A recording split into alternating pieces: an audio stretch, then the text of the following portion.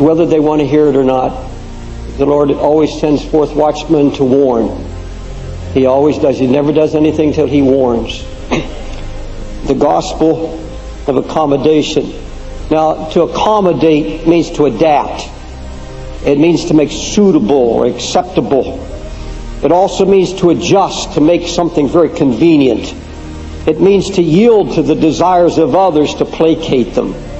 Now you put that together, and I'm talking about a gospel that's been invented in hell and is now being propagated all over the United States. It's a suitable, acceptable, convenient, a gospel that has yielded to the desires and the weakness of sinful men. I call it the gospel of accommodation because it's adapting and adjusting the gospel to appease and attract sinners. Folks, listen to me. There is in the land right now, with thousands of people sitting under another gospel, another Jesus, being preached by ministers who have lost the touch of God and been transformed into angels of light to come and to deceive, if possible, even the elect of God. Paul goes to warn the church. It's really not another gospel, but it's a perversion of the gospel of Christ, which is really not another, Paul said, but there be some that trouble you and pervert or change the gospel of Christ. He said they're going to change it. They're going to accommodate the sinner. They're going to accommodate their pleasures. They're going to accommodate all of their needs, and they're going to design a gospel with their own Christ, with their own doctrine. Then this awful warning from Paul.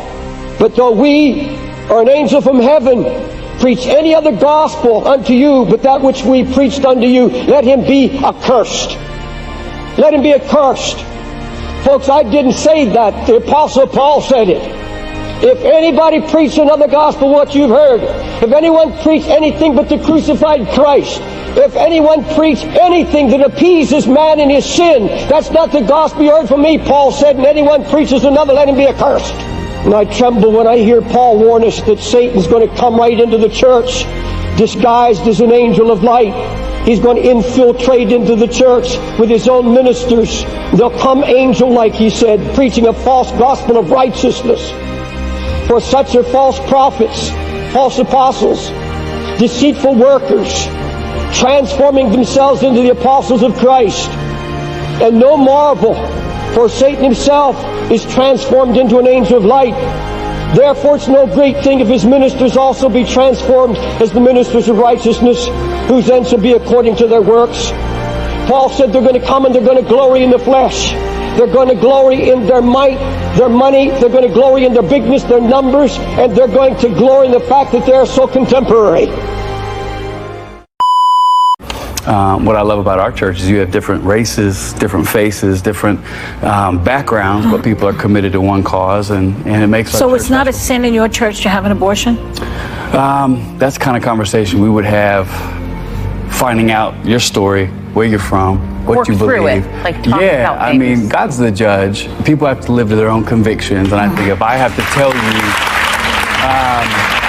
That's such a broad question. To me, I'm going higher. I want to sit with somebody and say, well, where do you believe? So it's not an open and shut case with you. Do you believe that only Christians can be in relationship with God? No, I believe that when Jesus said, I am the way, the truth, and the life, in the way I read that, Jesus said he's the road marker, he's the map. So I think God loves people so much that whether they accept or reject him, he's still gracious, and he's still moving, and he's still giving you massive red blinking lights for chances to take a right turn where maybe you would take a left. But I believe God loves people, and that's what this whole gospel is based on. It's love. You take the love out of it, we've got a moral book, but the love is what makes it different, and that's a message that America's missing. We'll walk down this runway. Bucket list. He seems to revel in the spotlight, but Lentz would prefer you focus on his preaching rather than his wardrobe. He says he's been blocked from visiting inmates because prison staff thought he looked more like a criminal than a cleric. Some of his positions are clearer than others. Don't get drunk, no sex before marriage. Are gay men and women welcome in the church? Absolutely. We have a lot of gay men and women in our church, and I pray we always do. It's not our place to tell anyone how they should live. That's their journey. Every article I've read about you guys says he declined to discuss gay marriage. Yeah, it's a misquote because I do discuss it, just not the way people want me to. When it comes to homosexuality, I refuse to let another human being or a media moment dictate how we approach it. Jesus was in the thick of an era where homosexuality, just like it is today, was wildly prevalent. And I'm still waiting for someone to show me the quote where Jesus addressed it on the record in front of people. You won't find it because he never did.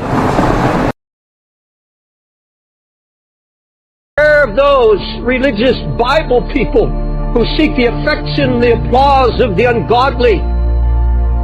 A church accepted by the world is an oxymoron. Brian, welcome to Studio 10. I've actually been to one of these concerts for Stories, and it's like a Beyonce concert. It's huge. What is it about Hillsong that draws so many young followers? I think it's relevant. I think the message that we represent, it's timeless. But the methods have to change. Whoa!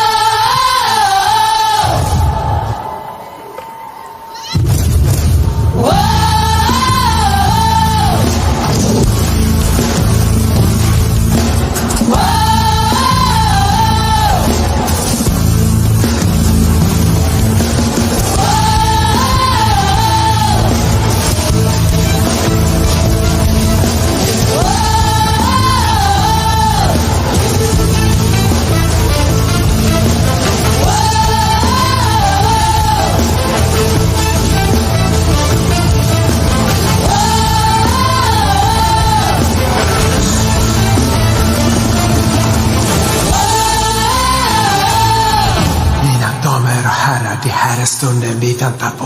Wow! This is Christmas är här. Nu vill vi ta er till en annan värld. Wow! Och tillsammans så finns det ingen gräns för hur högt vi kan och så håller er hårt. Drömmer iväg.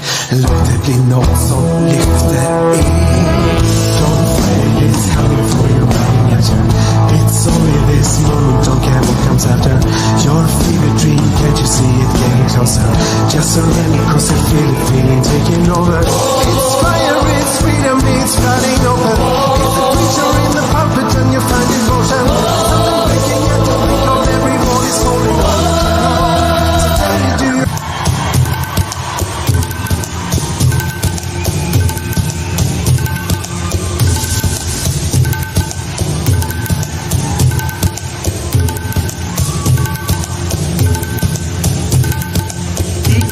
Do you love me? Are you riding? Say you never ever leave from beside me. Cause I want you, and I need you, and I'm down for you always. Kiki, do you love me? Are you riding? Say you never ever leave from beside me. Cause I want you, and I need you, and I'm down for you always.